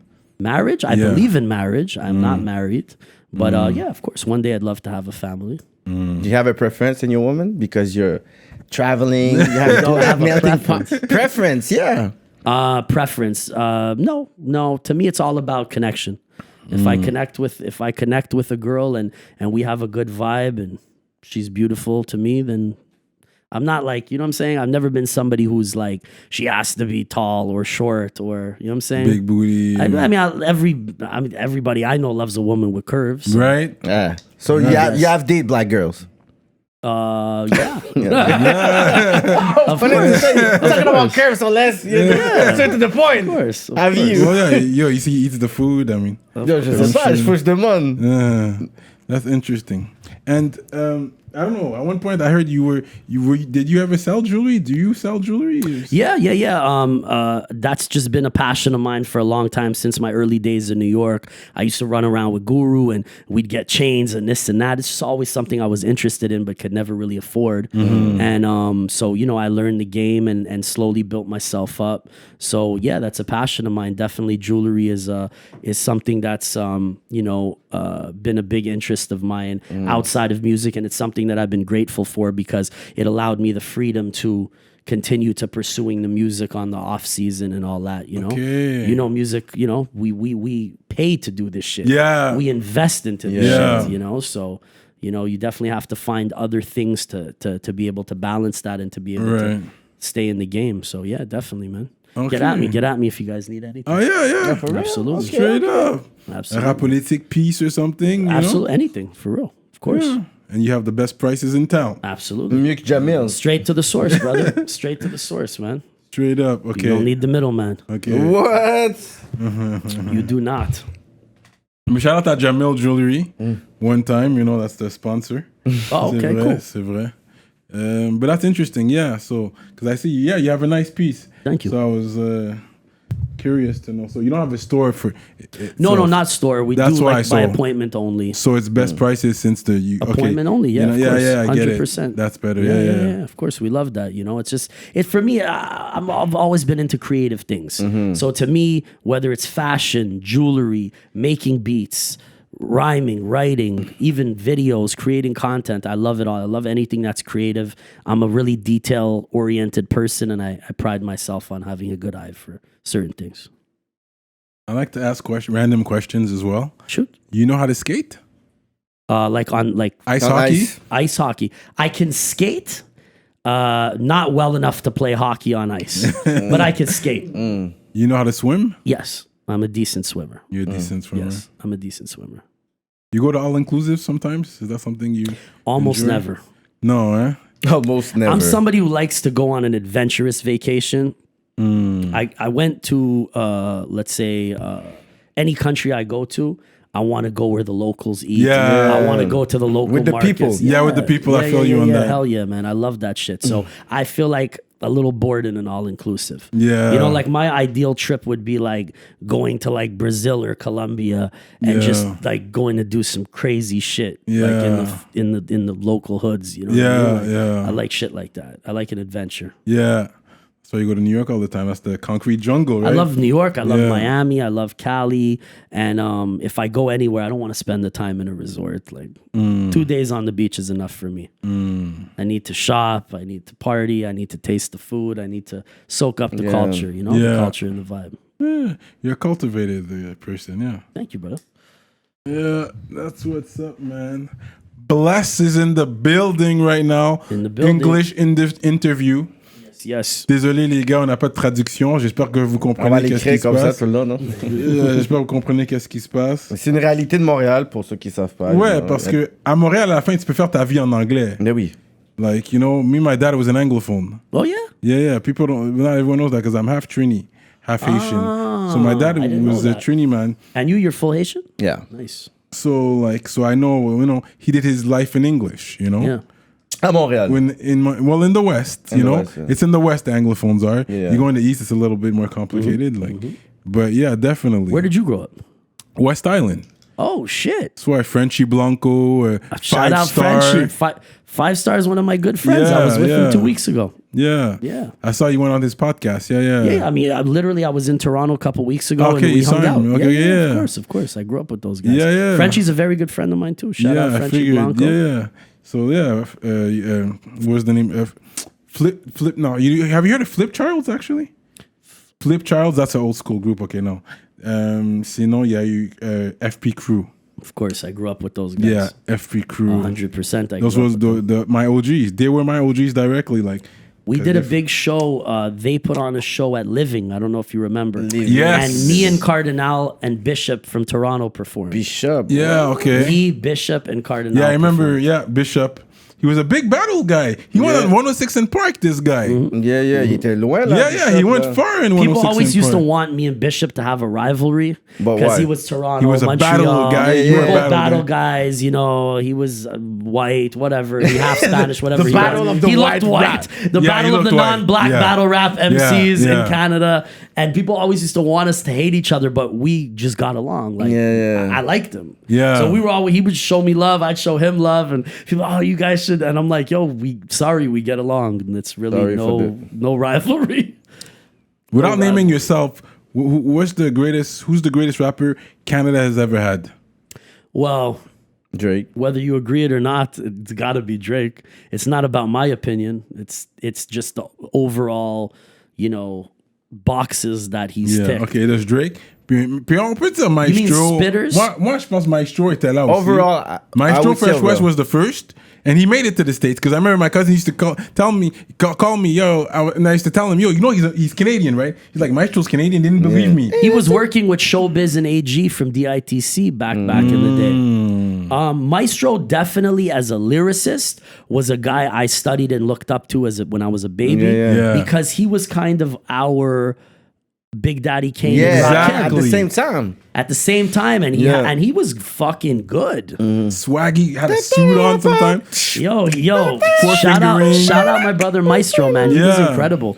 So early rap legends, I would definitely say a Maestro. In the early rap ones. Over a lot of people, I would say Maestro. Later on, Socrates was an inspiration to us. Yeah. He had a lot of US features. Yes. He did tracks with a lot of people. Redman, Method Man, I remember that What do one. you think about Classified?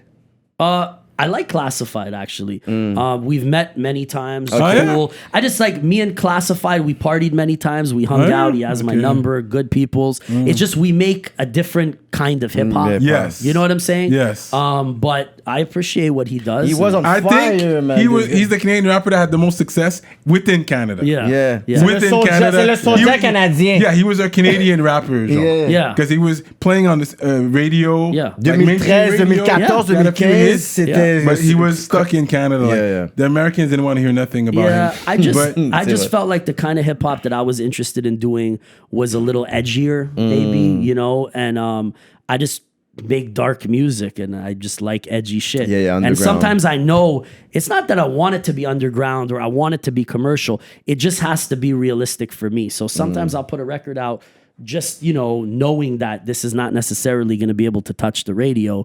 But for me, I do things from like a legacy perspective, from a body of work perspective. You know what I mean? When you look, let's say, at a guy like Kendrick, okay, before he got discovered by Dre and really started to hit, you would look up Kendrick and he'd have 40, 50 little low budget videos, but his shit was hot already. It's sometimes very important for an artist like Griselda to have that body of work that people can go reference when they do discover you on some bigger shit. Right? Because let's say you luck out and you have one track. Are you really going to build a solid found base if you don't have something 50?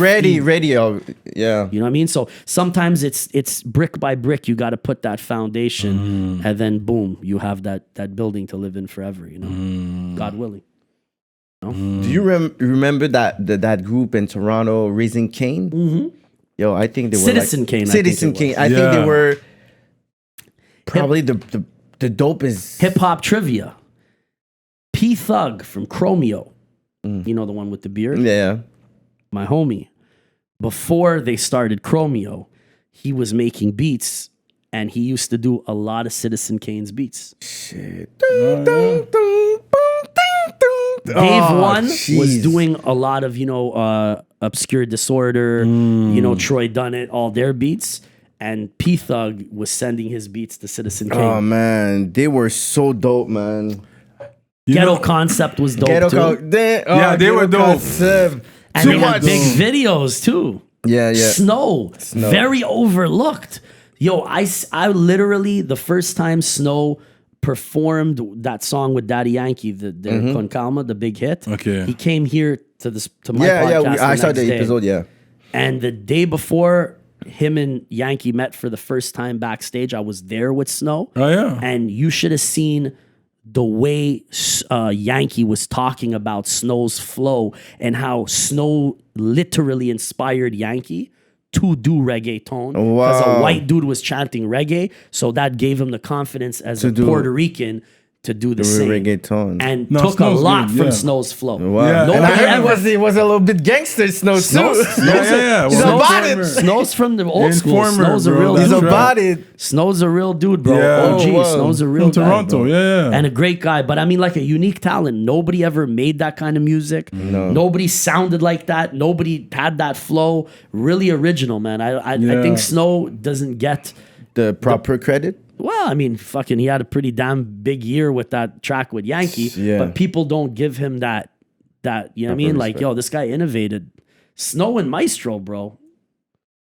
Like, Yeah, the two. yo, Snow had that, I will do anything. Yeah, just for you. With all of a bunch of reggae guys Classics. from Jamaica. That's when he did the remix, Yeah. and all these guys were on it, and he shot the video for it. That's a and they major all co-sign. co-signed Buju Banton, all these guys. Check them, yo. So Aye. ça, c'est un co-sign Huge. de Canada, a white guy. Yo, Yeah. c'est fou, là. Pure talent. So it wasn't just about money. Like the fact that they did the song Ça, c'est and they tout. all hopped on. Pure And it talent. was a beautiful song too. You gotta Pure admit talent. it. Shout out But to back him. to you right now, because I remember it's true.